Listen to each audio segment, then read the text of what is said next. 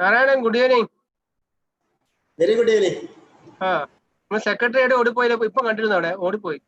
Secretary and the Balender. I secretary, Bayandra. And yes, the guy under just under put out. That boy down. Inipum breastfeeding with a Budu number of Ratchet Budu the number of Like if I could partner, I knew Nipata Putin.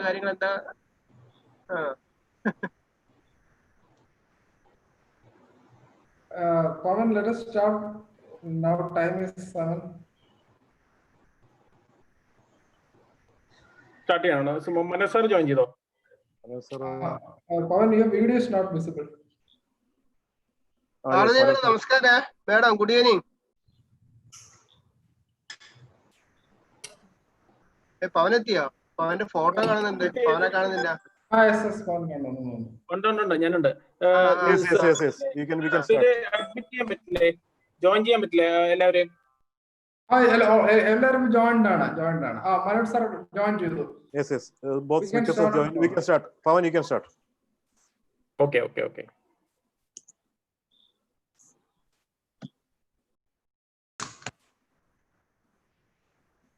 Should I start? Yes, start please. Yes, respected President of IAP Thrissur, Dr. Yati Shantakumar, President of NF Thrissur, Dr. Murilaj, IAP Secretary, Dr. Srijit, IAP National Vice President, Professor Anandageshan sir, NNF State President, Dr. VC Manoj, IAP State President, Dr. Narayan sir, IAP State Secretary, Dr. Bala, our teachers, seniors, and all our dear colleagues, speakers of the day. I welcome you, all of you, to the program. So today, IAP Thrissur and NNF Thrissur, we are joining hands and carrying out the programs for the Breastfeeding Week 2020. So as a part of this, we are conducting this CME, and the theme of the Breastfeeding Week for this year is supporting breastfeeding for a healthier planet. As we all know, the breastfeeding is a natural process. Even though it's a natural process, the mothers need continuous support and from the family as well as from the community to get it started and also to sustain it. So the WHO and the UNICEF, they all want to all the women to get access to skilled breastfeeding counseling. And also, as a part of that, we are conducting the CME, and we have 2 talks today by Dr. VC Manoj, who will be speaking on the forgotten facts and the future of breastfeeding, and Dr. Febi, who will be talking to us on maintaining the warm chain for successful breastfeeding. So once again, I welcome all of you to this meeting and wish all of you to have a wonderful session ahead. Thank you. So I invite Anandageshan sir to give the message. Very good evening. State NNF President Dr. Manoj, Secretary Vishnu, State IAP President Dr. Narayanan, Secretary Bala, IAP District President Dr. Reddy and Srijit Secretary, the NNF District President and Secretary Murli and Pavan, and respected Parvati Madam and other senior pediatricians. At the outset, I would like to congratulate IAP and NNF, both state and district branches, for organizing a wonderful CME. I think Dr. Manoj and Dr. Febi, I think they are the best speakers who are available from our Kerala, both academically very sound, and they are very actively promoting breastfeeding. I don't know, is there any need for such a breastfeeding week observation? Not a need, or not, because it is our duty. I think the earth only human is giving his fetus another milk. All other animals in the universe will give their own breast milk. Only man is the exception. Why it is like that? You know. And another bad aspect is that according to NFHS survey, the breastfeeding rate is decreasing in 6 states. Unfortunately, one among this is Kerala. Latest NFHS report. Because 6 states, including UP and some other state, the So we are also one among them. It's a bad trend. Maybe due to both the father and the mother has to go for job, some misconception about artificial feeding or some other aspects. I don't know. Anyway, doctors and all health workers have to stress on breast milk. Especially we are all talking about immunodeficiency, body protective food, രോഗപ്രതിരോധ ഭക്ഷണം, രോഗപ്രതിരോധ കുത്തിവെപ്പ്, ഇതൊക്കെ സംസാരിക്കുമ്പോൾ നമ്മൾ ഏറ്റവും രോഗപ്രതിരോധ വസ്തു അടങ്ങിയ മുലപ്പാലിനെ മറന്നു കളയുന്നു. ഇപ്പൊ കൊറോണ കാലത്തിന് മുമ്പേ ഞാൻ പറയായിരുന്നു മുലപ്പാൽ കുടിച്ച കുട്ടികളുടെ IQ കൂടുന്നു പറയാം. That is one way to promote it. Now we can say that if you are taking breastfeeding, it may prevent the corona incidence. Something like that. I mean, it is what I am saying that there are so many, yet the complete property of breastfeeding, breast milk is not revealed. The immunological property, other anti-infective property is not well revealed because it is protective against HIV, it is protective against rotavirus, it is protective against Norvacage and so many bacteria and where it is proven. So why we are denying or why we are not giving or why we are not going above the 60% of coverage of breast milk, either exclusive breast milk or starting of breast milk at the beginning. I think all as a health worker, all of us has to duty to teach our parents and other who are taking care of the children. You have to give the message of exclusive breastfeeding up to 6 months, and after that, along with other food breastfeeding. I think Dr. Manoj and Dr. Febi will highlight all these aspects. Once again, I congratulate both IAP and NF Kerala and district chapters, and I wish the program more success. Thank you. Jai Hind. Jai Hind. Thank you, Anathakesan sir. Now I invite Dr. Narayanan, President of IAP Kerala State, to speak a few words. Yeah, good evening to you all. My beloved friend, Dr. Anathakesan, respected Parvati Madam, my colleagues and office bearers in NF and IAP, and dear friends. As Dr. Anathakesan has already put it, we are standing at 60% for breastfeeding. I think at least within a couple of years, we must do everything in our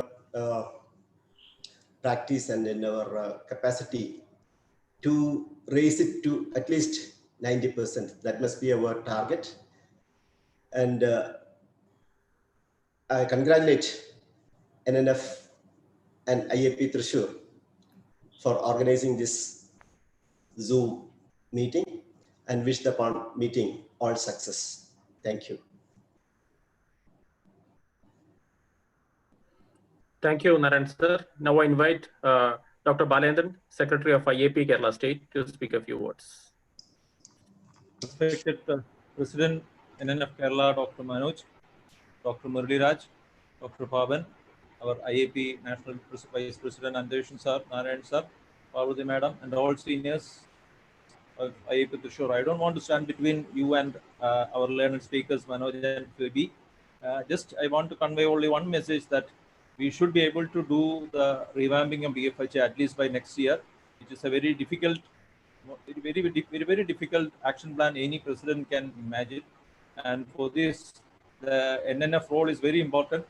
As you all know, IAP alone or NNF alone cannot do this. And so I expect at least next year, the role of NNF and all other associations for this. So we should all stand together and try to revamp BFHI.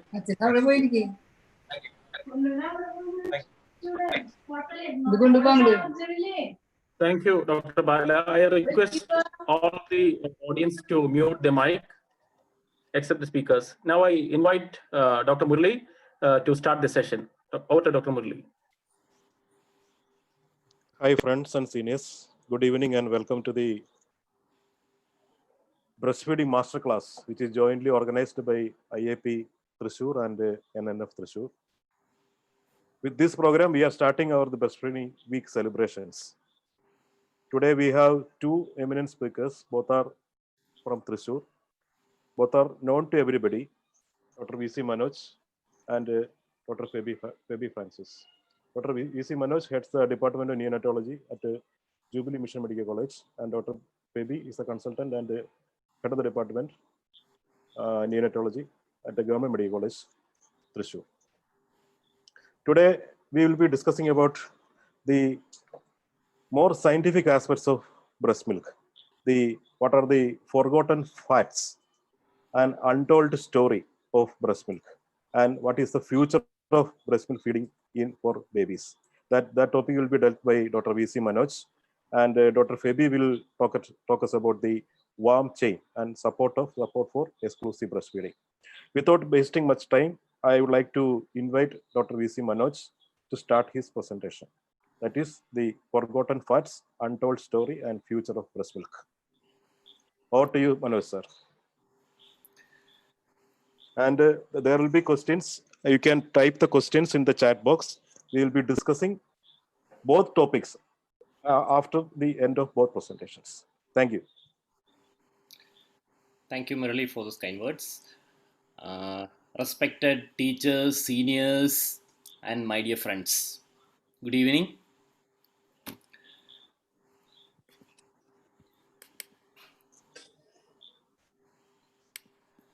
In the next 20 minutes or so, I would like to talk about a topic that is dear to my heart, the breastfeeding.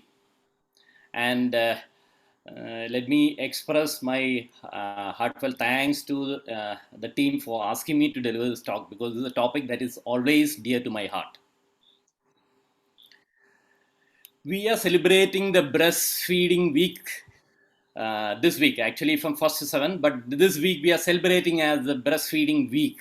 Why do we need a celebration? This is probably a time for us to remind ourselves about the challenges that we face. Do we still face challenges?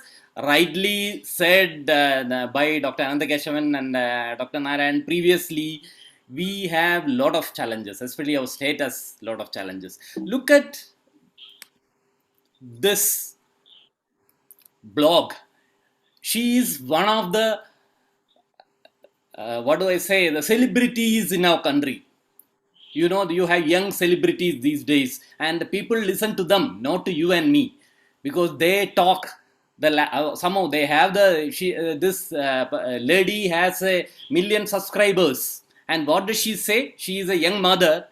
It is purely the mother's choice of what to choose for the child, whether it is only formula feeding or a mix of both. Most children are discouraged from going for formula feeding for the very fact of hygiene practice while preparing the feed. However, with time, scientific evolution has made formula feeding very close to breastfeeding. Formula feeding very close to breastfeeding. And what is the message? Let me choose whether to breastfeed or bottle feed. It's none of your business. So this is the one spectrum of the challenge that you face. And on the other side, we ourselves are not convinced. I'll just mention a case we had few months ago. A 23-year-old primey walked into our emergency room in labor at 27 weeks with leaking membranes and fever. Antenatal steroids were given, intrapart antibiotics started, Maxalf infusion started, and so we had a 950 gram AG male neonate. Vigorous baby, shifted to an ICU on TPs, comfortable, very comfortable on CPAP. Will you start feeds on day one, and what will you start with? Well, even if you're convinced about breast milk, there are challenges we face. So it is very essential that we celebrate this week and reiterate our scientific knowledge. Unless we practice what we preach, this breastfeeding is a concept that will not work. That is a tragedy about Kerala. We were practicing some time ago, but then we slowly started preaching alone without practicing, and public can see through you. So I would try to just look at the current concepts in breastfeeding, which I'll be very brief because all of you know the concept. Where the discussion needed, we can discuss that. What is the role of microbiota in breast milk? And what is the new concept of starvation amongst plenty?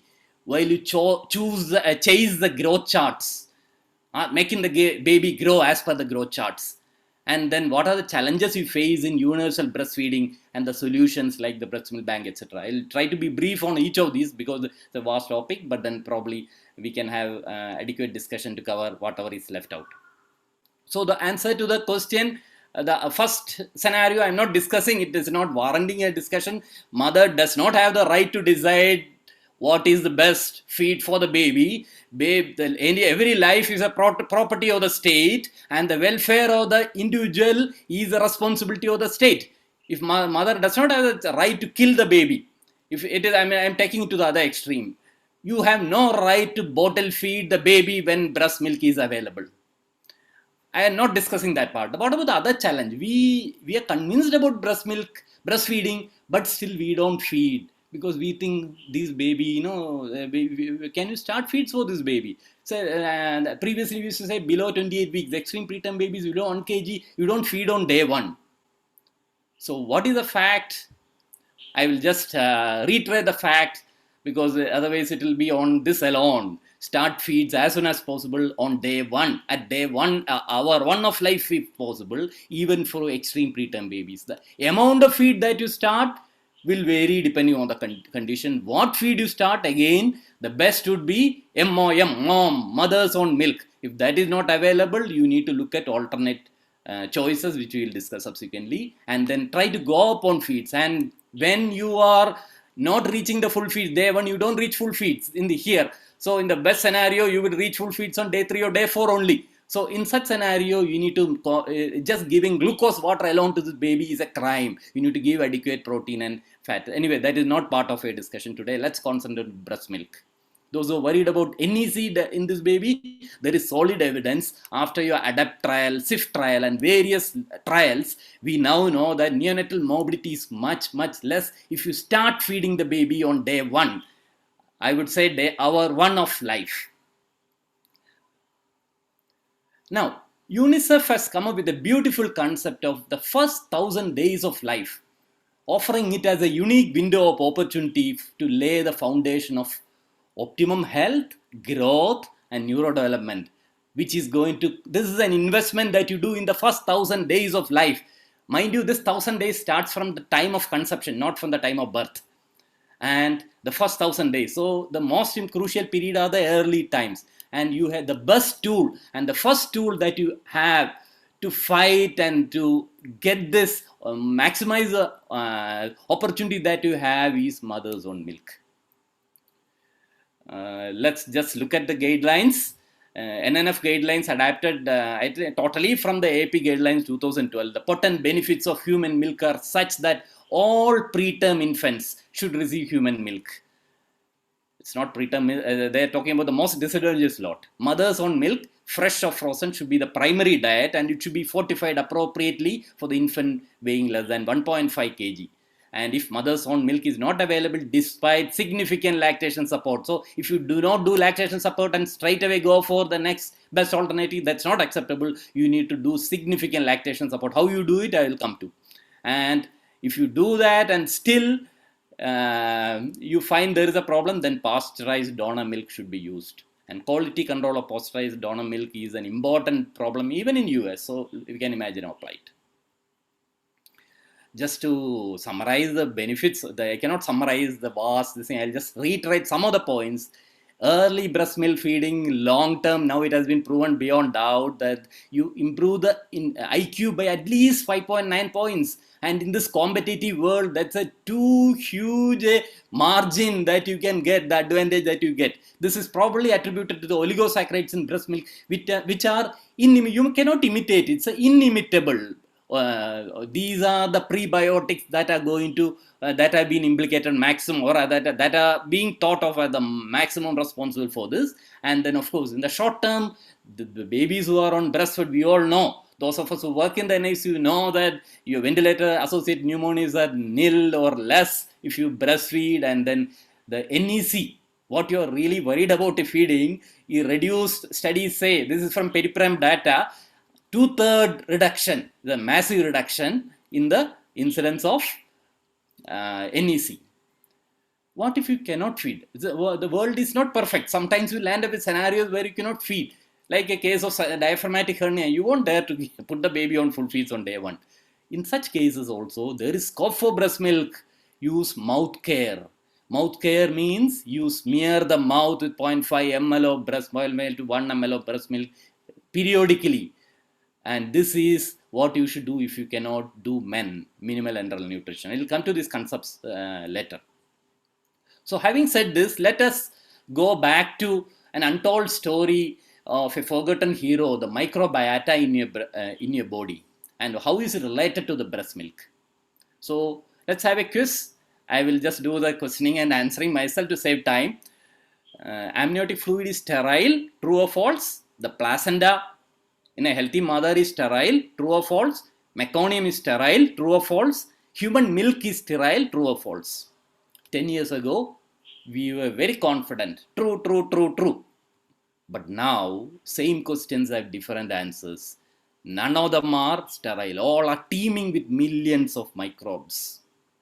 How do we know this? It all started with the cracking the gene code in the Human Genome Project.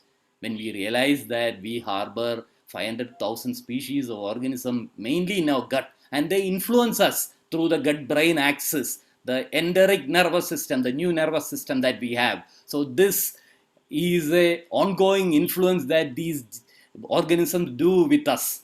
And you can even, if you want to poetically say, they make us what we are. Previously, we used to say, you are what you eat. Then we said, you are what your mother ate. Then we started, when you started talking about epigenetic concept, we started saying you are what your grandmother ate, because the fetus, the gonads get affected. And now you can also say you are what your microbiota eat. So when they map the human genes, they realize that we are foreign, or we are alien in our own territory. We are a super or meta-organism consisting of assemblage of different species that form ecological units, and it adjusts and transforms itself according to economic changes.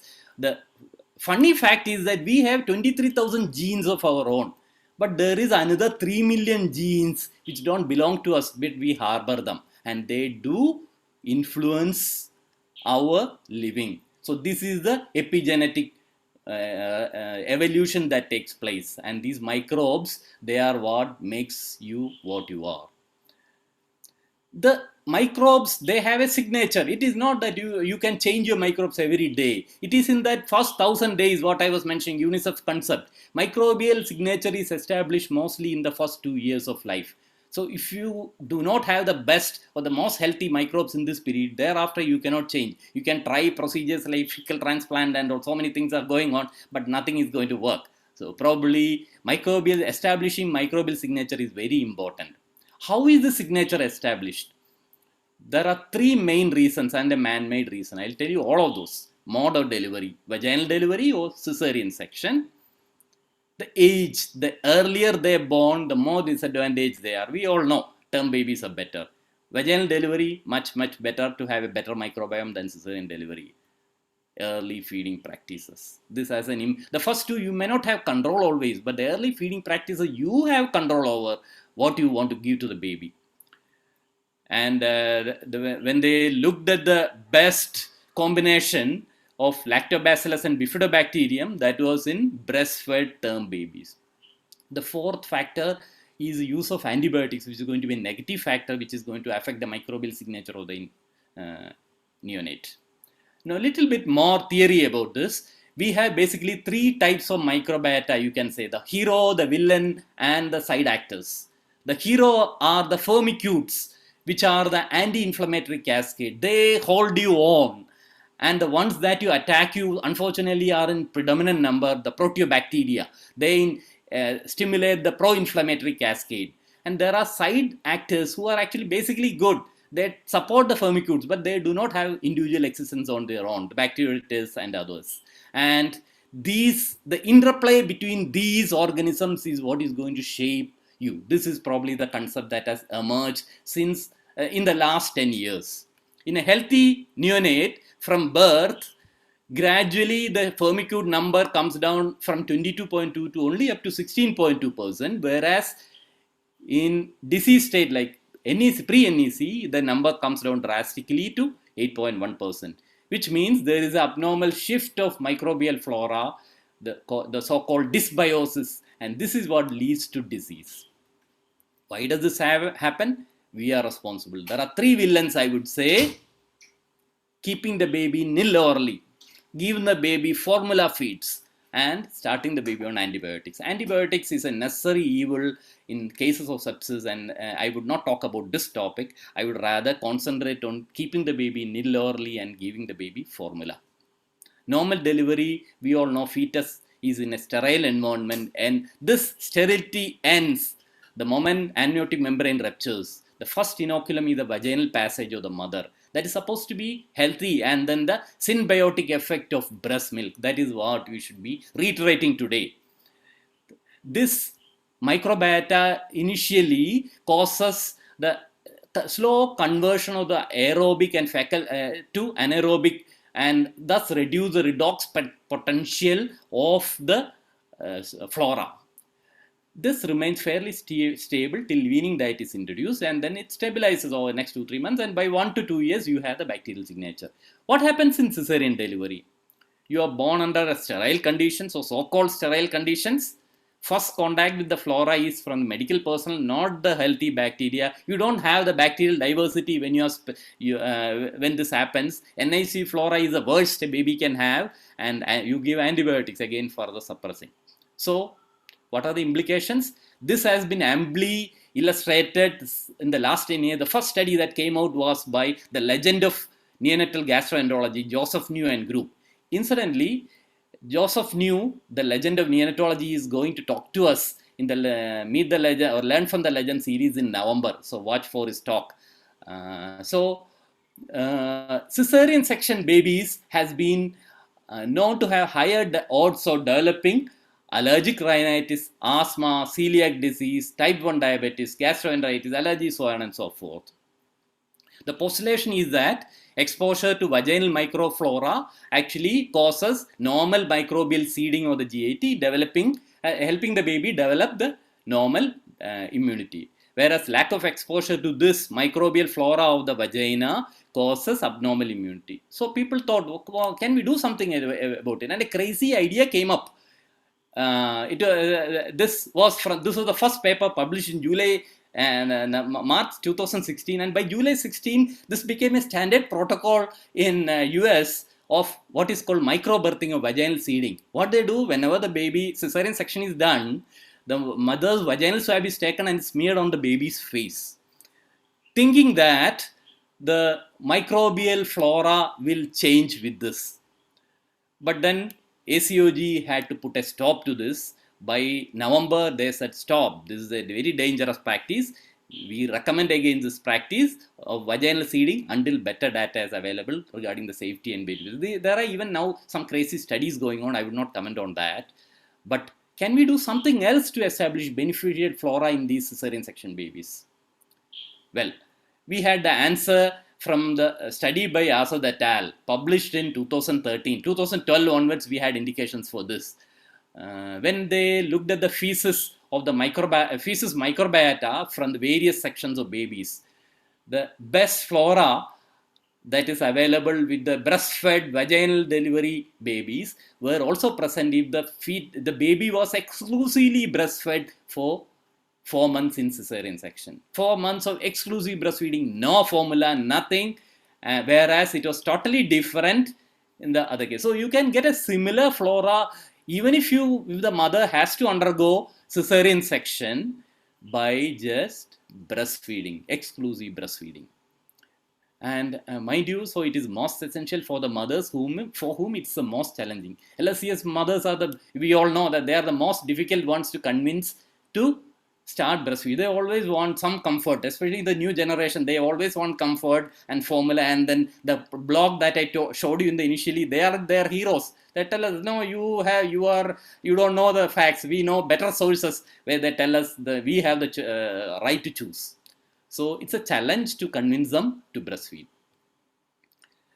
There are endless possibilities of the breastfeeding related microbial exposure that provides strongest environmental signal for postnatal maturation immune system. I will not go on to most of these. I'll go on to the next untold story, the caveat of optimizing growth with formula feeding. We all know that undernutrition, definitely, we all know this. We have been studying from first year PG onwards, or even during our MBBS days. Worse neurodevelopment, poor recognition, abnormal behavior, shorter stature, smaller brain, etc., etc. But there is other side also. Overnutrition is going to cause, or rather the increased quantity without adequate quality is going to cause obesity, insulin resistance, glucose intolerance, type 2 diabetes, cardiovascular disorders, hypertension, myocardial infarction, stroke and all. So fetal origin of adult disease is what I am referring to here. So why do we know that? So we don't overfeed. We are very meticulous. We give formula only when the infant is not gaining weight. Is there a problem with that? Because there are growth charts available for us, and let us follow the growth charts. They are our sacrosanct documents to tell us whether baby is growing or not. What is wrong with this policy of giving formula feeds to attain the growth charts? I'm nothing against exclusively breastfed babies, but if you make sure that your lactation is adequate, exclusive breastfeeding has failed to allow the baby to grow. If you give formula, what is wrong with that? The problem is you are looking at it from a wrong perspective. You have a hammer in your hand, the formula, and you think the whole world is a nail. You hammer it wherever you find low birth weight. This is the sad case of starvation amongst plenty. To understand this concept, we need to understand the concepts of lean body mass and maladaptation. Now we need to realize that there is evidence. If I talk about evidence, that itself will take half an hour. There is enough evidence to tell us that lean body mass and not weight, when it increases, will improve the outcome of the baby. And what is this lean body mass? Everything in the body except fat. Neurons, myocytes, lung, liver, parenchyma, pancreas, GI tract, everything else that is not fat is a lean body mass. So if you want to improve your outcome, you need to improve your lean body mass. And how do you do this? There are two key factors: the protein intake that you give to the baby and the genetic potential. Don't play with nature. Every baby has a genetic potential. If you try to add on weight without a proportion, suppose you give formula, what is going to happen is the weight is going to increase without a proportionate increase in lean body mass. Why? There is enough evidence, and this is what is going to cause a phenomenon called maladaptation, best described in IUGA babies in the Barker's theory, if you remember. The microvascular adaptation. So baby is in a state. So if you are going to go on to that chart, then probably you are going to lose. So now let me summarize this concept. Is catch-up growth good? Yes, if you exclusively breastfeed. No, big no, if you formula feed and attain the catch-up growth. There is enough evidence. When you exclusively breastfeed, even if they are overweight or chubby, actually that is what I was saying, the magic of breast milk. The oligosaccharides, they are the key ones now, the prebiotics, and we have a concept of postbiotics, the metabolites of the probiotics also, which all play some role. So basically catch-up growth is good or should be attained if you can do it with exclusive breastfeeding, not with formula. If you do it with exclusive breastfeeding, growth occurs in sequence, the lean body mass grows, the bone mineralization occurs, MBD, metabolic bone disease and things like that are prevented, and fat mass will be still reduced at 12 months of age. Whereas if you are trying to play with nature, baby has a genetic potential. You say, I am God, I'll play God, I will make sure the baby put on weight. Weight will increase, lean body mass will not increase, and there will be early catch-up. Weight will, and the baby will develop obesity, and there will be all the fetal origin, the early beginning changes of fetal origins of adult disease, elevated levels of IGF-1, low level of adiponectin. Adiponectin incidentally is one of the key hormones that is present in the um, fat cells, and this is going to lead you to a catastrophe. So, and what is going to happen? And these these mothers who give formula feed, they will be over enthusiastic in feeding, and then the baby, what is in store for this baby? And with our present lifestyle, junk diet, no exercise, no non-exercise active thermogenesis, and the present lifestyle, this is what is in store for us. And this is probably the untold story of thrifty gene hypothesis and how the breast milk has a role for it. So, to cut the story short, catch-up growth is good as long as the infant is on exclusive breastfeeding, but may be dangerous if you try to make the infant put on weight with formula feeds. Leave it to the nature. Now let us go on to the challenges that we face in universal breastfeeding. Of course, there are various challenges. I would just put it into two categories. Your baby is not able to take feed. The sick baby, the NIC babies can't be fed. The other category is the mothers has no breast milk. If baby can't be fed, this is where we need to change our outlook. Gone are the days when we used to keep the baby NPO for the first 3 days, all these below 28 weeks baby. You need to feed them according to their potential. And if they are not on invasive ventilator support, put the breast onto the non-nutritional sucking, put the breast onto the baby's mouth. That is itself is a stimulus. And start with minimal enteral nutrition. This is a concept where if baby cannot tolerate, if you're worried about the baby developing NEC, MEN has been shown to reduce NEC, not cause NEC. So prevention of NEC, this is a role with low birth weight to extreme preterm babies. You give them, right from day one, you give them 10 to 30 ml per kg per day of breast milk, if you cannot achieve full feeds. And if you cannot even do that, like a diaphragmatic hernia, until the surgery is done, how will you feed this baby? But still you need to be breast friendly. So what you will do is, you ask the mother to express the milk and give, and then apply it on the mouth. This is called mouth care. This has been now shown to have a valuable contribution. It introduces mother's microbiome, the beneficial microbiome, into the baby. Second part, I'm not dealing with this. Everybody knows, everybody talks about mother has no milk, what to do. I would like to stress on two things. First day itself, or rather antenatally, mother has to be prepared well, and day 1 onwards, you have to pump the breast. And at least 8 to 12 times a day, you have to do this. If you do this, most of the time, lactation will not fail. If you give adequate counseling has to start from antenatal period. So we need to get our best friends on board, the obstetricians. They have to come to help us. Until they believe in exclusive breastfeeding, you are not going to succeed. The mother sees them for 9 months, and they come and one day you say that don't use formula. If they are not convinced, you are not going to succeed. So start antenatal counseling, give adequate diet and rest for the mother, KMC. Skin to skin care. KMC is another part. And then, of course, if everything fails, you can try some of the Galcogogs, Pandora's box. I am not opening it. Now, what is the future?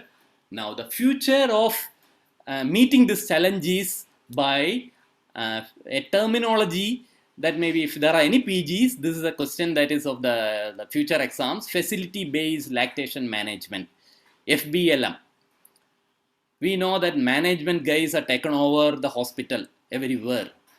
So management has a role. You can take over the management here. So if you want lactation to succeed, if you don't want lactation failure, you need to have the concept of facility-based lactation management. It's a 3-tier system, very well designed. And this has been now adopted by the government of India in its, at least in theory, it has been adopted. So you have the 3-tier system. And the apex will be a medical college or a district hospital, SNCU or NICU, whatever is available. And then from the periphery itself, you will start. And the key components of this are breastfeeding, counseling to pregnant women during antenatal care. That's what I told you. You need the help of the obstetrician, early initiation, on-demand feeding, lactation support, KMC, and the last part is available only in the FBLC is available only in the Apex Center. That is a breast milk bank where there is a separate designated breast milk bank and a lactation support center. And this will supply the donor milk. And this is the summary of facility-based lactation management. it can be a talk by itself. So the key problem we face, the key challenge in that is the breast milk bank. Human milk banks are the need of the hour if we need to get off formula, because you cannot say that all the time you will be successful with breast milk. If you want to do justice to breastfeeding and exclusive breastfeeding, you need to get your breast milk bank. Until you do that, formula is alive, because we live in an imperfect world. There are instances where you cannot afford to starve the baby. Giving IV fluids is worse than giving formula to the baby, if you ask me. So if you don't have breast milk, the next WHO recommends the next best option. Again, NF guidelines also is pasteurized donor human milk. Only if you have breast milk bank you can do it. If you don't have both, then the third option is formula, appropriate formula, not IV fluids, because you don't want the gut mucosa to atrophy. You want the gut to work. If you have the worst thing to give, at least give that rather than keeping the baby in ill early. Little bit about how I think I will I taken more time. So human milk banks collect, pasteurize, test and store safe donor milk from lactating mothers. So they collect and provide it to needy infant. That is how it works. If you do, let's do a reality check. I just taking out all the data. We have 22 human milk banks from across India. Operation. If you for a human milk bank to be recognized, it should be operational for more than 1 year. So 22 banks we have. A survey was conducted last year by Ruchika Sachdeva and group, and they published from their data 16 centers of the 22 participated, and this is a breakup. Unfortunately, we don't have, all of us know, we don't have a breast milk bank in our state. The technical challenges of the running banks were studied in detail, and it's a very disappointing figure. 75% were not following the procedure, optimal pasteurizer. They were using water shaker bath as an alternative to pasteurization and cooling the milk manually without monitoring temperature. It has its sequelae. If you want to, this is why when I will come, when we started or thinking about breast milk bank in our state, we did not want to use, the cost would have come down drastically. We did not want to use water shaker bath, because a mother transmits CMV infection to the baby, the whole program goes for a 6. So we would ideally need a better one, but the IYCF group of IAPs recommends if you don't have, you can still use water shaker bath. And laminar flow should be used for pooling, which was used only in 25% of these banks. Only 4 banks used it. But 63% only could track where did the donor milk come from. That's again a sorry, it should be 100%. All these, this should be 0%, or the other should be 100, and this should be 100%. And none of them collected data on early initiation, exclusive breastfeeding and human milk feeding. So this is the status. After this was published, I am very impressed to see one breast milk bank from Telangana, based at Karimnagar and Hyderabad, the Thatri Comprehensive Lactation Management Center, who have published their data this year. And it's an impressive data for those of you who are interested. Now, setting up human milk bank in our Kerala should be our goal. We have enough challenges as it is, but here you add on to challenge. We don't have the data. Until you have data, if you set up something, you are going to make some mistake. This is a managerial principle you should always remember. This is the principle of the incoming concept in neonatology called quality initiative. Have data, then work on it. Why? Because unless you know your enemy, you can't fight your enemy. Until you quantify your problem, you cannot rectify the problem. And if you want to quantify your problem, you should have data. We don't have data. The demand supply balancing is another challenge we have. Sources of donor milk, who can donate, how can we maximize the supply of donor milk? All these are issues we have. Then we have some other challenges like acceptability challenges because of religious connotations and all that, which is actually can be overcome with education. The fear of infection. So this is an area where, because CMV infection has been quoted as one of the reasons why we should switch over from water shaker bath to pasteurizers. There are problems with pasteurizer. You need huge volume. It can't be done on a short volume. That's the problem.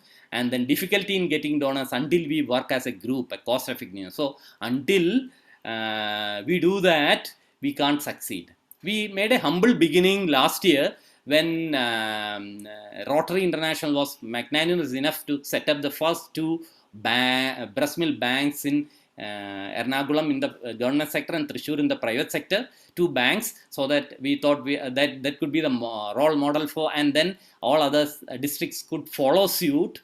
But then everything was about to be over. Even the date for Chief Minister's inauguration in March was somewhat finalized when the pandemic struck, and now we are looking at another 2 or 3 months before we officially inaugurate it, at least in one place. And I am thankful to Narayanan sir and IAP for joining hands with NNF Kerala and making it a IAP action plan as well. So we need all the 3 groups or 4 groups, the NNF, IAP, or I will say IAP because that is the majority, IAP, NNF, and the bigger partner should be K4G, obstetricians, all of 3 of us and the other stakeholder, the government. Until all 4 of us join hands, setting up human milk bank, we can just set up. We will just show that we can set up, but if you want to carry over the program, we need support from everybody. I know I had taken more time, and FAB is going to tell us about other concepts, so we can discuss. So I'll stop here. Thank you.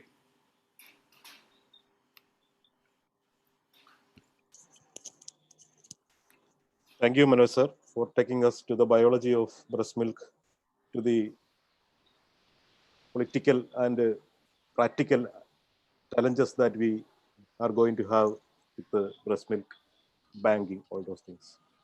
Now I invite Dr. Phoebe Francis to talk about the warm chain, that is the support for exclusive breastfeeding. Over to Phoebe. You can start sharing your screen and start presentation. Meanwhile, all of the delegates, you can post your questions in the chat box. Good evening all, respected seniors and my dear friends. So warm chain is not not a new terminology. We all know our basics of neonatology starts from warm chain, right? So warm chain means temperature control. But UNICEF, as we already discussed, UNICEF has taken this warm chain support for the breastfeeding. So what are the concepts of the warm chain concept? How will inculcate that into our practice? That we will deal in this 30-minute session. So the main learning objectives will be to understand the importance of working together across various areas to improve the mother-baby dyad, and also case-based scenarios and our own practical issues. So this is the editorial in Lancet. If breastfeeding did not already exist, if someone who invented it today would deserve dual Nobel Prize, that is Nobel Prize in economics as well as in medicine. So it is understood fact that it helps in economy as well as our medicine also. But why? Before that, we'll just 2 slides will summarize the advantages that is already we discussed, that is the various nutrient aspects, bioactive factors and microbial factors, all will leads to the benefit of breastfeeding, that is enhanced immune development, pathogen protection and less gastrointestinal. This already we know the fact. Then also another fact, that is a combination, that is maternal psychological effect. So on the baby's immune mechanism and baby's immunomodulatory mechanisms will have an effect on the baby's child brain development too. That is cognition, behavior, reactivity and attention. And the concept already now discussed, that is enteromammary circulation. Mother's gut has an important role in the immunological mechanism of the baby. So what's the current status of breastfeeding in 21st century? See, this is published in Lancet 2016. What is the current status? So dark blue indicates low-income countries and red indicates high-income countries. What is the early initiation? That is very compared to the low-income countries, it is low in the upper middle-income countries, and this exclusive breastfeeding, that is between 0 to 5 months, it is comparatively the upper middle income countries compared to the low income countries. And also first 6 months breastfeeding, it's gross difference between the high income countries and low income countries, and also 12 months, and also even 20 to 30 23 23 months up to 2 years of age. So there is a comparative less percentage for the high income countries as well as upper middle income countries. This is almost similar in Kerala also. So why breastfeeding issues happens? So we know all theory knowledge we have, but what's the problem? There is a skill need. Knowledge has to be developed into skill and also training, and we have to develop best practice. So here comes the warm chain support. So there are various actors in our chain. They has a significant role for the support for the breastfeeding. That will helps in the breastfeeding support and attaining good breastfeeding for the babies. So this concept, warm chain concept, starts in 2017. So here is a main dyad is mother and baby. That is the first 1,000 days. That is from the starting point of the pregnancy to the second birth of the baby. So antenatal care, delivery and postpartum care, and care beyond 6 months. So various actors are there in this role. There are academicians, community health workers, employers, family members, general practitioners, lactational consultant, midwife, nurse, nutritionist, obstetrician, pediatrician, peer support, policymakers, trade unions. Everyone has to play their own role to have a continuum care and best care to give this warm chain support for the breastfeeding. So there should be, sorry. So there should be a teamwork that is as per the warm chain, breastfeeding areas are divided into different zones. That is antenatal, labor and delivery, early contact, postnatal, ongoing. That is initial after first month, then first 1 to 6 months, then after 6 months. So for this, during each period, we have to get actions through counseling, screening, teaching, and problem solving. So there is a support for the breastfeeding that should be an encircled chain. So of course, gynecologists, lactational consultants is very important, and also nurses and midwives, neonatologists, pediatrician, nutritionist, then administration and various social medias. Everything has an important role. So next comes the various parts. That is, first point is antenatal care. It's not just pregnancy, from the first starting point of the conception to the delivery. So each scenario, just I am discussing what all problems we have faced. This is what we have faced in our institute. So all these scenarios are related to our institute and nearby institutes. So just these are actually happening in our area and our Kerala. Okay. So first scenario, there is a primary term delivery. Primary term delivered by emergency LSCS due to cephalopelvic disproportion. No high risk factors, no antenatal checkups. Baby cried soon after birth and stable, and advised exclusive breastfeeding. But when nurse tried to breastfeed the baby, problem was inverted nipple. And here background story is, it was a primary, not done antenatal breast examination. Mother was not aware about inverted nipple, and the mother is having postoperative pain, sedation because LSCS, and sister tried syringing method. It took time to establish direct breastfeed. So initial that best first 3 days was lost for this mother. So one of the important concept, that is breast examination, that is not at all heard. we still having lot of mothers coming for the delivery not done. When we are starting, if it is an emergency delivery or is a not admitted priorly, when we are seeing the breast, it was not examined properly, and it's after birth it is very difficult to convert, because mother will have a postpartum pain and post-operative pain. During that period, she won't be motivated that much to the inverted nipple correction. So breast examination is very important, and do nipple protractility test antenatal itself, and make posters and advise proper counseling. Ensure that each visit in the antenatal and before also at the time of delivery, admission for the antenatal, during the admission for the delivery also, we have to check that whether breast examination has done, whether if it is inverted, you have to do the protractility test, whether it's if it is remains protruded after doing finger pressure, that is grade 1, and it is remaining for some time, it's grade 1. So if it is able to protrude, but if it is going back, that is grade 2. If it is not able to remains inverted even after the protractility test or protrusion finger pressure, that is grade 3.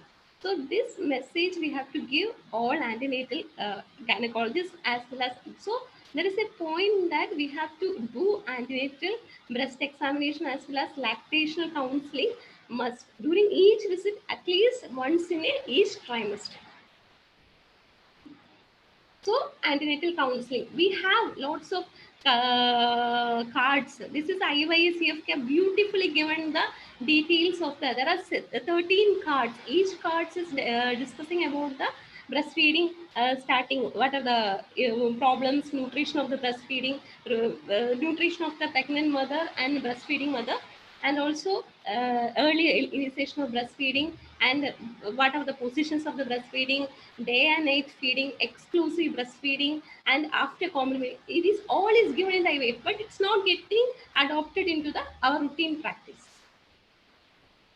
So this is the one of the card, that is the counseling card for the IYCF chapter.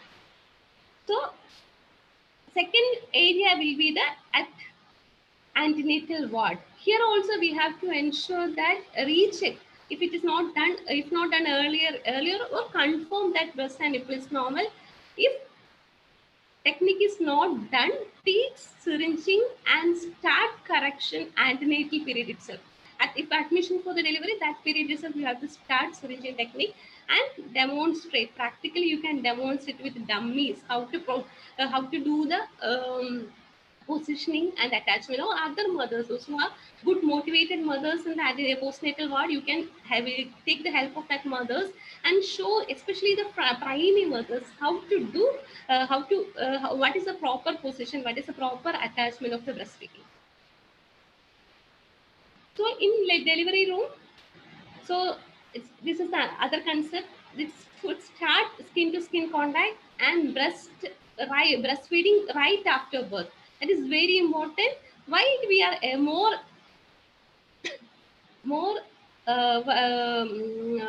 pointing towards the early breastfeeding, because baby will be most alert and the initial first hours of life. So if you are starting breastfeeding at the first hour, the establishment will be the maximum.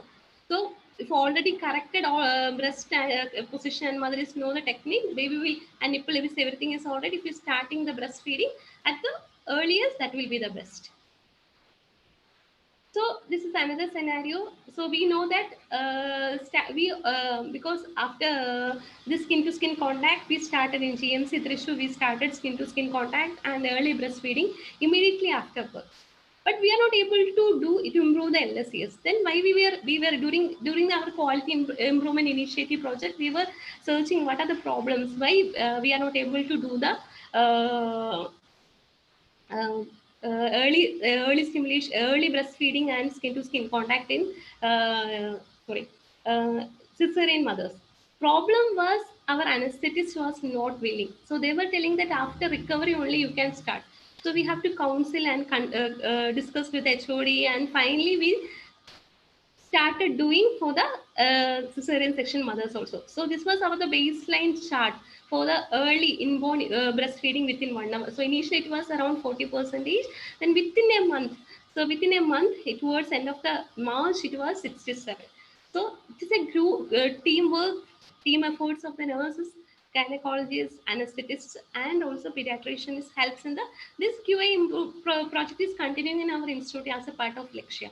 So each QA project shows that multi teamwork is very important to establish breastfeeding for the, especially we have to motivate the mothers from every side. So another case scenario. So there is an infant of diabetic mother, 3.6 kg, stable. At 3 hours, capillary blood glucose was 26 milligram percentage. What is your NIC protocol? So in GMC Thrissur, we are following, that is WHO wheel. That is based on the WHO wheel. If the baby is asymptomatic, baby is stable. If within 0 to 4 hours of life, if it is between 25, that is cutoff is taken as 25. Even if it is below 40, baby is asymptomatic, you can go for feeding. Don't start immediately IV fluids or formula feeds. If mother is stable and mother is able to feed the baby, try feeding and recheck. So why? Because this is, even if blood glucose is low, blood glucose concentration, in addition to the blood glucose concentration, brain has other alternative fuels like ketone bodies, lactate, amino acids. So always important that not only glucose actual value, there is a clinical examination is more important. If baby is neurologically normal, this is the polling chart from the polling. If the baby is a normoglycemia, the blood glucose is the main part, which is the fuel using for the brain. But if it is hypoglycemia, if the blood glucose level is low also, lactate and ketone bodies. These helps to maintain the fuel system, deliver the fuel system for the brain. So another important concept is that there is a suckling ketogenesis. If you are starting formula feed as a clinical intervention for hypoglycemia, it will suppress a formula feed will suppress the effect of early ketogenesis. There is a less ketone bodies in case of if you are giving formula feed. So suckling is an important mechanism to generate ketone bodies. So if the baby is asymptomatic, stable, if blood glucose level is lower side, make sure that try to establish breastfeeding. Then next is what is about the warm chain after delivery.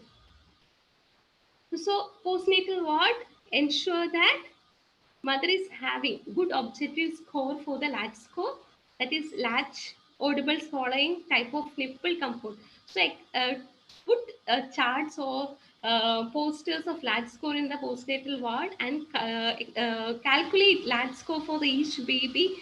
So that will help to objectively see how the baby is, if there is any issues in the latch, if there is any issues in the nipple, what about the hold of the baby. This is a practical tip you can give to the train your staff nurses to provide the good postnatal care during the breastfeeding. Next is another scenario. So there is a term baby, 3.2 kg, priming, direct breastfeeds, no postnatal risk factors for jaundice. But on day 4, the serum bilirubin was 23 milligram percentage. No active, baby is active, no evidence of sepsis. What is your NIC protocol for this management? So in this baby, birth weight was 3.2 kg. The current weight, that is on day 4, weight was 2.7, that is around 500 gram weight loss. That is 15.6% weight loss on day 4. So stool was greenish, feeding techniques issues were there. So if the presentation complaint was jaundice, but underlying issue was feeding. So ensure that weight check is properly doing in the postnatal ward. That is daily weight check is important. Calculate percentage of weight loss. Stool color transition. If your day 3, day 4, if greenish stool is persisting, then ensure the feeding techniques. And educate mother regarding the normal weight gain. What happens? First, when birth weight will regain, what will be the increment pattern in the first 3 months, the next 6 months. That pattern should be thorough for the mother. So they will be aware that weight check is very important for the postnatal babies. Next is, so after discharge also educate the mother regarding the signs of adequate breast milk and also give a weight check. This is the ideal because we are seeing so many babies having a postnatal weight problem. So ensure that there is a weight check. No need to have a hospital visit, but there is a local hospital, local clinic or any nearby area or Anganwadi or PHC. Go and check weight. on the 10th postnatal day whether baby is gaining the birth weight, and there is a adequate weight gain on the 3rd day, and also ensure that there is a plot for the growth chart. So this is another scenario. A term 2.8 kg baby, primary, direct breastfeeds, day 4 weight is 2.6 kg and stool yellow. Brought on day 9 with excessive crying and frothy stools. So baby was frequently, the baby is sucking every hour baby is, mother was giving breastfeeding, and it's lasting for around 8 to 10 minutes. So problem was, again, you all know that there is a fore milk, hind milk imbalance. So proper technique, proper position, proper attachment, giving scientific message regarding the weight gain pattern for the babies had both fore milk and hind milk needed for the breast milk. For the proper weight gain, otherwise they will have excess lactose intolerance issues will be there that will cause this. But that is the reason for, because most of the cases they will go for the Colgates and other medications. So underlying mechanism we have to explain properly, then the problem will be solved. Then case scenario 6. Day 17 brought this already we discussed in our monthly meeting. Day 17 brought poor day baby brought with poor activity and decreased feeding. There was 33% weight loss. Serum sodium was 187 milligram percentage. Reason was severe dehydration. Underlying cause was very simple actually, that is improper attachment. Baby was giving only nipple feeding. So mother was not aware about what is the proper feeding techniques, what are the weight. They have not done any postnatal weight check for this baby. So there was a 33% weight loss for this case. Another scenario. So there is a preterm born at 27 weeks, currently at 42 days, that is postmenstrual age of 33 weeks. Baby on Paladay feeds, mother complaining not having milk adequate for the baby. What is the NIC protocol? As already Manoj sir already discussed this.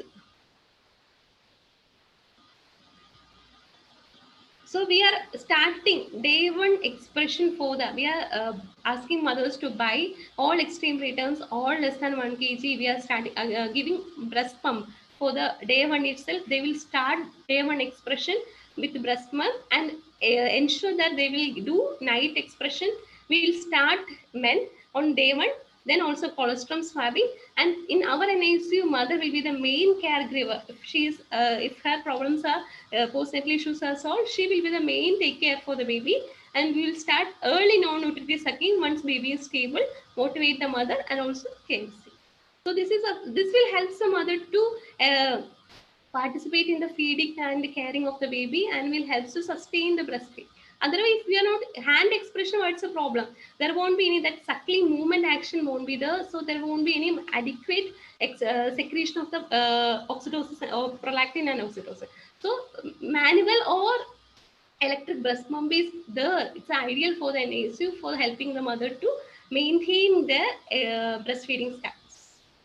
So what about the first month? So after discharge also I already discussed, that is educate the mother regarding the signs of adequate breast milk, weight check on 10th day, there is a repeat weight check on 3rd day, and also ensure that there is a plotting of the growth chart. So after 1 month during immunization visits, pediatrician should ensure that growth monitoring should be adequate. Growth chart is the exclusive breastfeeding was giving for the baby, and proper complementary feeding advice, and also motivate mothers. This is another case. You know, this is the case of coastal worker. This happened in our medical college. This baby admitted in our medical college. This is 8-month-old baby admitted with typical signs of coastal worker. I did my MD in North India. There are lots of cases of coastal worker and marasmus worker. But in Kerala, it is now also it's happening, means because they were not aware about the weight check, they were giving breastfeeding, they were giving, but not started complementary feeding at the right time. And during breastfeeding also, baby's weight gain was not adequate. So this is still happening in Kerala. So after treatment, this was the baby. So again, mom chain support, not only family support also needed, Here, another area we have to discuss, that is, most of the mothers now are working mothers. So working mothers should have a motivation regarding the expression, storage, and continuing breastfeed. If possible, work at home. All these facilities. Also, working peer group support and workplace support also needed for the maintenance of the warm chain support. So we know all the theory mechanisms. We learn it, but whether we are practicing, and we can prove it only by increasing our exclusive breastfeeding practices and rate how much this. If the trend is improving, then that shows that we are doing our right practice, our skills are improving, our training is improving, and that is the productive outcome. So, in summary, it's as part of the administration part, and also these are the other supporting mechanisms. So medias, the posters, everything. So very important is that this breast milk and breast and nipple examination has to be included in the antenatal cards, and correct technique, different position has to be explained correctly by video or posters. To thoroughly repeatedly we have to explain to the mothers. And early breastfeeding, that is breastfeeding right from the birth, we have to explain correct position attached, different posters, different videos regarding the correct position attachment, reinforce these things again and again, and also postnatal weight monitoring. So my suggestion is that there is a mother-child protection book. There is a card. There is a beautiful card discussing all details of by NHM, giving for the all antenatal registered mothers. In that each age group, what we have to do is that this is what is given for the cirrhosis, danger signs is explained, developmental milestones. Beautifully in Malayalam, it's explained. So if we can incorporate this breastfeeding, so videos, and also this correct position, weight.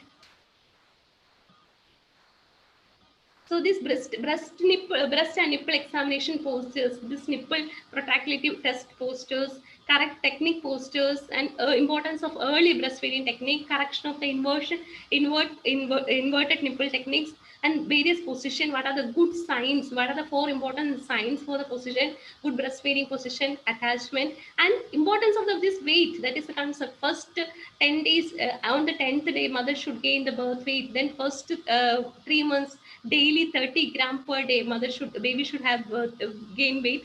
Then next, that is up to 6 months, 3 to 6 months, baby should have 20 gram. These concepts should be detailed in this card. And also we have to do videos especially in our local language. You have to teach ASHA workers, immunization centers, and correct position posters, and again postnatal weight monitoring through the administrator. So we can use the social media posters also for the warm chain support. Thank you.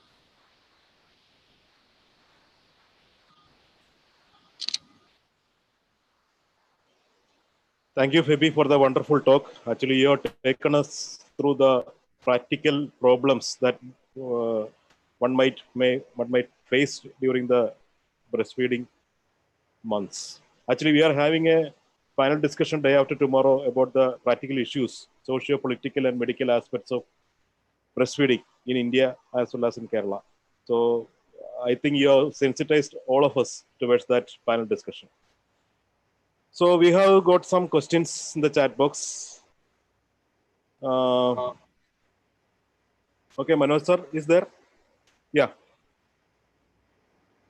The first question is to you, Manoj sir, that is, do the maternal antibiotics alter the microbiota? And what about the HMF for catch-up growth?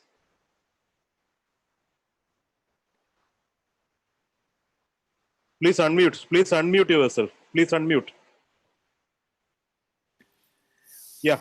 Okay, regarding the first question, that is microbiota altering the matter, definitely microbial flora will be altered. It is always a question of benefit risk ratio. What if you do not give antibiotics to especially a mother who has chorionitis, you need to define when to give antibiotic. That is, if you do not give, the baby is bound to suffer from all sorts of problems. Leave alone the early neonatal sepsis, long-term sequelae like periventricular leukemalacia. There is a list of problems. So you need to give. So it's not that we don't live in a perfect world. You cannot totally say that I will not use antibiotics. Antibiotics need to be used when required. If there is an indication, if mother is suspected to have chorionitis, definitely you need to use. And always, because of this, you need to have a benefit risk ratio. How do you have that? By following some protocol. There are beautiful algorithms available, beautiful guidelines.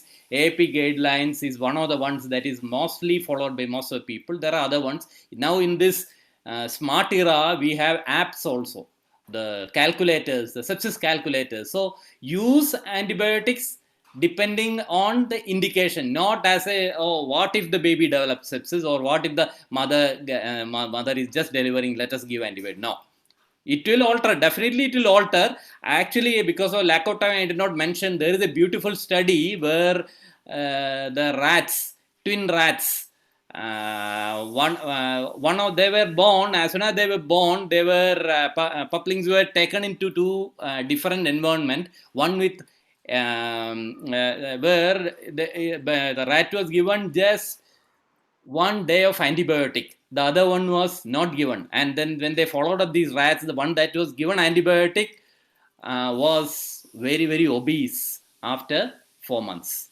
So the interesting studies are there. These are all for us to this microbiota is a fascinating field. We are still learning about it. So maternal microbiome exists, and microbiota is going to influence the fetus. How you alter it is depending on, if there is a definite requirement, we do alter it with antibiotics. I hope I answered that question. What was the second question? Yeah, what about the HMF for catch-up growth? HMF. Okay, there's again I just showed you the NNF guidelines. So when you do not have catch-up growth is a very dynamic area. It was controversial. Now I think most of the controversies are settled, but still there are some controversies. So you need to really catch up growth. But if you are going to achieve it without the natural means, actually what does it imply? It is implying that you are overdoing the genetic potential of the baby. SGA baby is bound to grow in a particular this thing. If you overdo it, which most of the time you cannot perfectly balance, but if you overdo it, you will end up with problems. So catch up growth, if your baby is to need to grow as per the charts, the Fenton's chart initially, and then subsequently the WHO chart, if baby is to grow as per that, you need to give HMF at least when the baby is not growing, the low birth weight babies, below 1.5 kg babies. How you use it? Again, you have to define the population that you are treating. I may be treating a high risk population, somebody else may be treating different type of the term neonates. So it depends on this thing. So if you want a general answer, yes, it can be used. It should be used. Yeah, that is a wonderful answer. So I think many of us, including me, might have received some antibiotics in the newborn period. Maybe. Okay. You can everything on your grandmother, what your grandmother ate, your mother ate, or what Yes. you were eating. You had to do your part as well. Yes. Style. Okay. Now the next question is: if the breastfed baby is not having enough catch-up growth, how will you make sure that the baby is not malnourished? He maybe meant that if you are giving breast milk, not formula fed, because the formula fed babies will be chubby, and if you are exclusively fed on breast milk, there will be lean body mass increase, but your weight will not catch up. So how will you know that the baby is not malnourished? Actually, both the talks have answered this in part. Yes. About the problem of when you give formula, how the ketogenic pathway is affected. And brain can metabolize glucose as well as ketone body. So like that is one area which is not totally looked at. What I initially said still stands. You need to actually play according to genetic potential of the baby. It may not be very easy if a baby on exclusive breastfeeds is not gaining weight, what to do? If I understand, that is the question. Yes. Can I use formula? My answer would be no, as long as there is the definite indication. Baby is not catching up as per the growth chart. Let it. The babies don't read the textbook and look at the growth chart and grow. Let them grow. If there is a weight gain, leave it alone. But make sure baby has no comorbidity and baby is getting the recommended protein and calorie. So if you are giving enough milk, then probably at least the minimum recommended will be met. This Yeah. is probably the best you can do. It's a very challenging thing. We will be tempted to use formula because see, if you want to do this, Febi was dividing the percentage of responsibility. You are not the only person who is the mother. Mother comes and trouble you in a busy OPD. Doctor, I don't have milk. First time you counsel, take half an hour. Next time you take 20 minutes. Third time you take 10 minutes. Fourth time you say take 5 minutes. Fifth time, okay, you use this formula. Go. So Yeah, the actually we are having a panel discussion on the practical aspects day after tomorrow. So And the answer to the question is, you don't need to catch up as per the growth chart. Baby has to gain weight, ensure that baby has no comorbidity and is getting enough breast milk. what I think is more important is you plot the growth and make sure that it follows the centiles, not if it is crossing downwards the major centiles. So that will be more important. Something like that. Yeah. And another a lot of questions are about the evidence of galactagogues. That we usually use a lot of galactagogues. Few people have asked about Ayurvedic preparations, use of fenugreek, and one person has asked about except from garlic, what are the sources of galactagogues? Okay, so this is an area again which is partly evidence based, and we in neonatology always it's not always evidence based. We try to be evidence based, but Ayurvedic preparations may have some role here. And why I'm saying this is from some of the studies done by modern medicine centers itself. But again, I'm not reiterating that you should be using one of those preparations. I'm sure if there is any obstetrician in this group, they will swear that. So again, we are discussing this topic the next day in detail. Actually, a obstetrician is going to tell us about these things. No, what you other sources you are saying? Yes. Other than fenugreek, see, probably the flaxseed. And garlic also. Yeah, all these may have some. In Malayalam, if you say the uluva, yella, muringela, all these may have some role. Again, this is an area where probably more important would be to realize that all galactagogues will not work for all mothers. I showed you a circle of things actually. If you optimize everything else, it may work. So you need to really personalize. It's a precision medicine. So Srini sir asked, what is your take on Neolacta? That is the commercially available human milk. I know it is a very difficult question. What is your take? I don't know. I hope this is a closed forum. Yeah. If that is a human milk preparation, I am totally for it, but I am not convinced it is. Yes, true. And the thing is, do you have a better alternative? Mother is not giving breast milk. Next best alternative you would go for PDHM, pasteurized donor human milk. You don't have that. So they claim this is PDHM. What they claim, so these days, what they claim and what they give, we don't know. So you are forced to use it times. Now from my practice, I burn my fingers using it on a baby, on a 26 weeks baby in the early days. That was 2 years when it was launched. Then I stopped using it altogether. Now, as I am using it, to be frank, I am using it because I don't find a better, there is no milk available. And in such scenario, rather than going for formula, I use it. But mind you, the cost will bite you. So for as a MEN, I am in my unit, it is a protocol. All babies will get some feed on day one. So for initial days, MEN, I'm using. The cost is what is preventing. Whether it is as good as breast milk, my personal talk could be no. Yeah, the prohibitive thing is the cost. Yeah. And Rakesh sir has commented, and he is very proud that Thrissur is starting that breast milk bank, and he is both the member of Rotary Club and also he's the member of NNF. So he is maybe the first person who is the member of both groups. Yeah.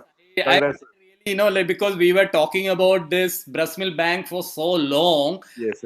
Just Madhav Chandran came as a godsend for us when we discussed this with Dr. Fessy Louis, Madhav Chandran and me some time ago. Last year, it was just because he wanted to have a governor's action plan, and that is why it was just this thing. So finally, in our world, we need money. Who can shell out 30 lakhs? Let's start a breast milk bank. 30 lakhs is the initial cost. Then, of course, the recurring cost will be there. Yes. Anyway, Rakesh, thank you very much on behalf of NNF to Rotary for Yeah. doing. And another suggestion, the person's name is showing as iPhone. Yeah, it is a complimentary to Phoebe's talk. I think that my opinion is to motivate breastfeeding for all women after 18 years through health workers or leaflets in their areas and media. That's a good suggestion. Excellent idea. Our education, Yeah. hopefully, once it's revamped, something like this also will be added to it.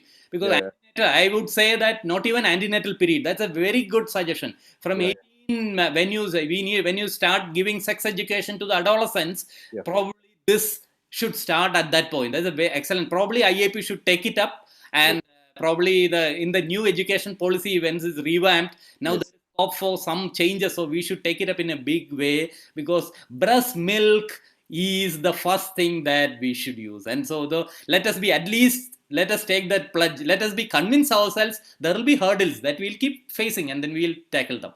Yes. One question is on why word warm chain is used. That is all been already answered in Phoebe's talk. And one just question is to Dr. Phoebe. And can antenatally, you are counseling mothers, syringing can be done in the antenatal period itself? So actually, there is not evidence based that some studies have shown that if you are doing deep that erection that can cause stimulation. So there is a preterm labor. So, but various studies have shown that there is no much role. But usually, if it is less than 37 weeks, identify the problem and advise finger protrusion. That is a finger. That is annual massaging will be annual massage is recommended. Then second thing, after 37 weeks, when we are admitted for the antenatal delivery, that point itself you start the surgery. Usually manual method is recommended less than 37 weeks, and after 37 weeks start syringing technique. So if in the last part of third trimester you can try syringing. Yeah, the third trimester means towards when your maturity ensured, then you can try the syringing. Can I add one point to this? Yes.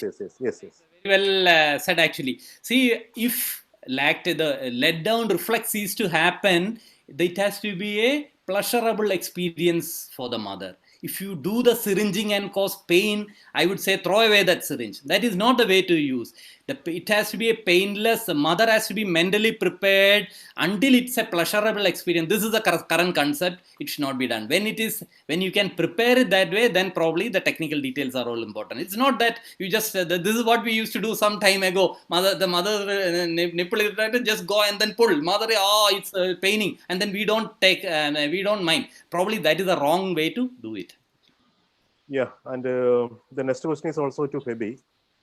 You told about diabetic babies, IgDM babies, and usually the blood sugar level is less than 40, and usually if the blood sugar is level less than 40, they will develop symptoms. So how can we wait till an RBS of less than 25 milligram per deciliter, and what is the frequency you check the blood glucose level in these babies? Yeah, ideal frequency will be the same. That is first screen, then the second hour, third hour, 6th hour, 12th hour. But thing is that which cutoff, what should be the treatment cutoff for the blood glucose level? So if it is a asymptomatic baby, as per guidelines says that first 4 hours, the maximum normal dip itself will be at 25. They have done various data and showing that asymptomatic babies normal blood glucose level will be around 25. If we are checking only, we are knowing that this is the lower level.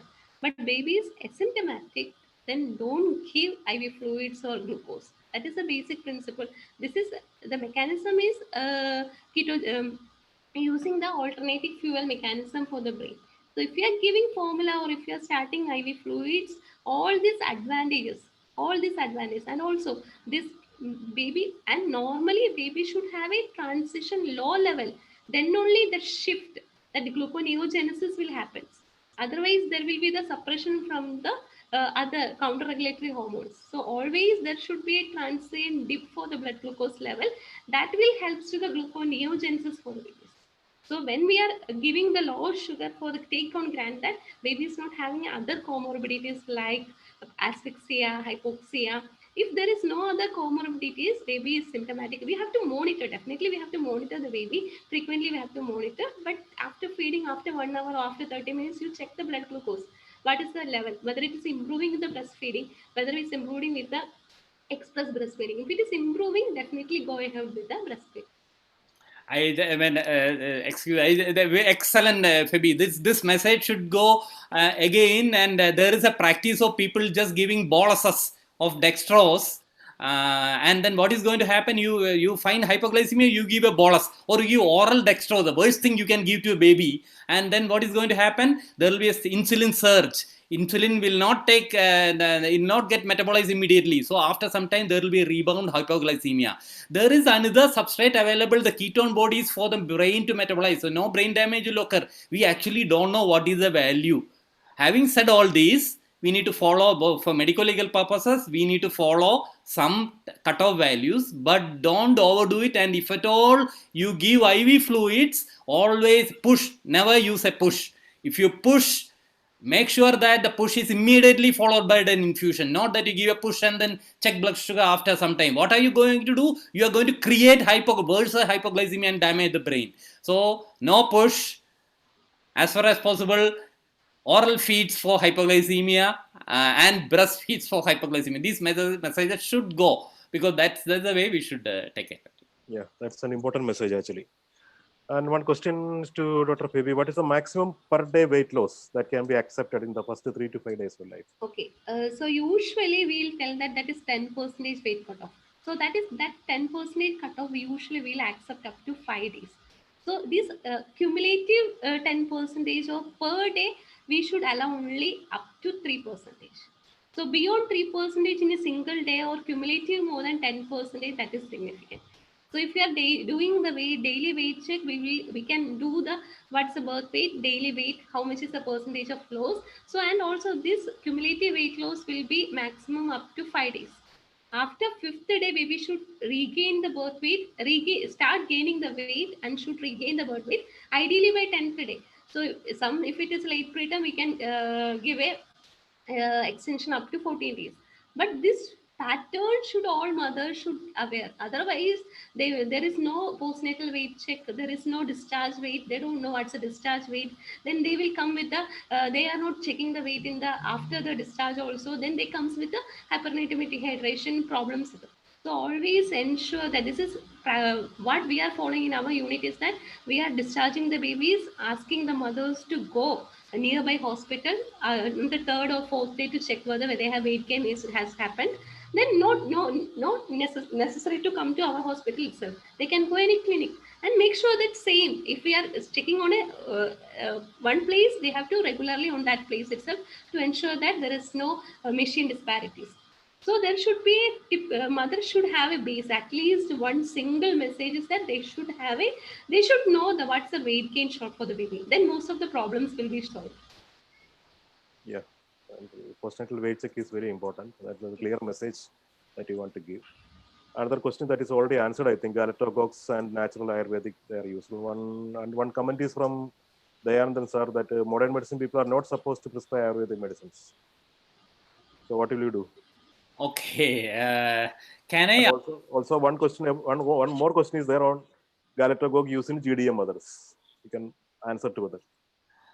What is the second question? GDM mother. GDM mother and galactocoques. Okay, so this is an area where you and me can talk theory. Who is the person who is doing it? The obstetrician. and he or she is the person who takes the decision about prescribing medications. And there is some evidence. I'm not saying that it's not a cutoff field. I'm that Ayurveda, some of the Ayurvedic preparations have found their use in modern medicine. Whether I am not the right person. If there is any obstetrician in this group, they can comment on why this is being used. But I have only seen the result that it works. Yeah. So whether why it should, I have read some papers how it works. I will not quote anything. Somebody will quote me because I am not an Ayurvedic physician. How there are so many postulations why it works. I am not saying any of that. Probably it works is my experience. But why do you want to use it? Probably an obstetrician should answer that part. Yes, I think we have come to the end of all questions, and there are a lot of comments in the chat box that both presentations very, very, very excellent, informative, and authoritative. Now, I would like to invite VK Parvati ma'am. Madam is there to have few comments about the. Madam Parvati ma'am. Good evening to all of you. Yeah, ma'am. Good evening to all of you. Yes. It was a very excellent presentation from both the speakers, and congratulations. And one thing I would like to say is, we have to practice what we preach. And very often we see that people just depend on the growth chart, and if a little few grams are less, the weight gain, if only by few grams, even then some people may advise formula feeds. That should not be done. The lean body mass is important. If the baby is otherwise okay, and you need not, you should never give formula feeds like that. That is one thing which I have to say, because you follow up the growth chart and see and counsel and spend some time with the mothers and grandmothers, of course. They are the support group. Okay, thank you so much. It was a nice program. Thank you. Thank you, madam. Thank you, madam, for those words. And I would like to invite Purushottam sir to say a few words.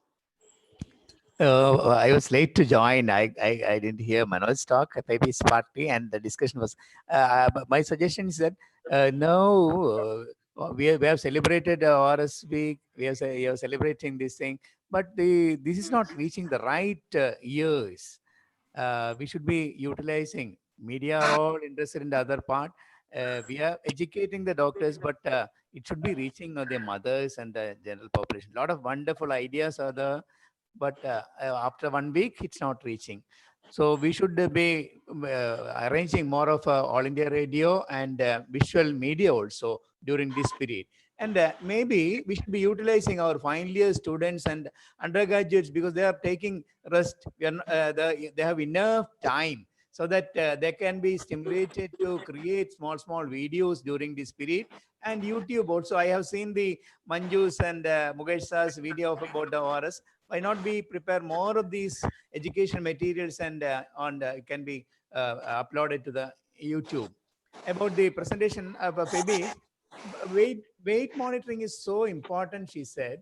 The 3rd day, 10th day, and like that. But how far it is practicable on the 10th day and after that?